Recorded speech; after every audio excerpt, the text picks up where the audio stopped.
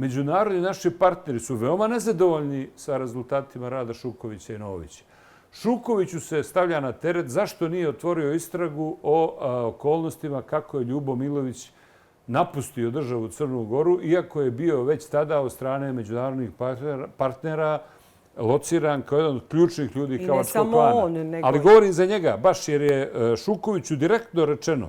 Mi znamo da je direktor policije Brđanin sa izvjesnim Joklićem ili Jeklićem, sad da me pogrešno ne shvatite, i Amerikanci imaju u izrazu nemamo pisanu komunikaciju, nego ovako komuniciramo. I onda da li je Joklić ili Jeklić, ali Amerikanci nedvosmisleno znaju da je Brđanin kao direktor policije učestvovao u transportu Milovića, svoga prijatelja, van Crne Gore.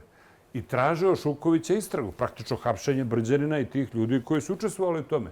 Šuković izbjegava to i Amerikanci i izuzetno nezadovoljni smatraju da Šuković to radi iz nekih ličnih interesa.